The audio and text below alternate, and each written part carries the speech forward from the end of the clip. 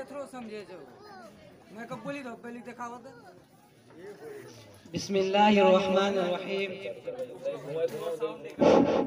ना है ये खोज रहे हैं भाई सीटिंग मारेला बोलो सब ताल नहीं हुई हो कोई चीज कनेक्शन बिस्मिल्लाहिर्रहमानिर्रहीम। नहमदुहु व नस्तईनुहु अम्मा बाद फ़अऊज़ु बिल्लाहि मिनश शैतानिर रजीम। बिस्मिल्लाहिर्रहमानिर्रहीम। अलिफ लाम मीम ज़ालिकल किताबु ला रैब फ़ीहि हुदल लिल मुत्तक़ीन।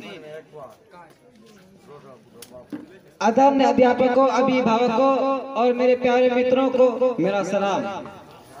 आज मैं कुरान के महत्व पर भाषण देना चाहता हूँ, जिसके बारे में यहाँ उपस्थित सभी लोग जानते हैं कि कुरान इस्लाम की पवित्रतम किताब है और उसकी नींव है। मुस्लिम मानते हैं कि इसे अल्लाह तबारक व तआला ने फरिश्ते द्वारा हजरत मोहम्मद मुस्तफ़ा सल्लल्लाहु अलैहि वसल्लम को सुनाया था।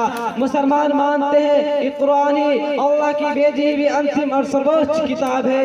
ये ग्रंथ लगभग 1400 साल पहले अवतरण हुई। हालांकि आरंभ से इसका प्रसार मौखिक रूप से हुआ, पर पैगंबर हजरत मोहम्मद मुस्तफ़ा सल्लल्लाहु अलैहि वसल्लम के इस दुनिया से चले जाने के बाद सन 633 ईस्वी में इसे पहली बार लिखा गया था।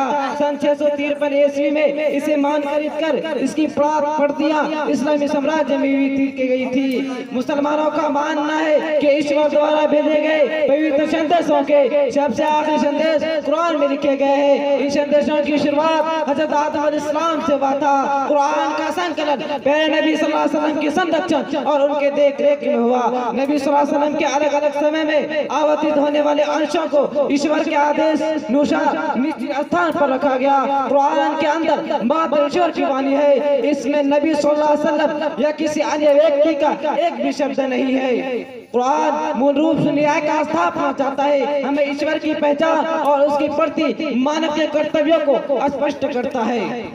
कुरान समाज में माता पिता, परिवार, पड़ोस, राज्य और पूरी मानवता के प्रति मनुष्यों के कर्तव्यों की व्याख्या करता है और न्याय स्थापना की प्रक्रिया में अंतिम परिणामों से हमें करता है।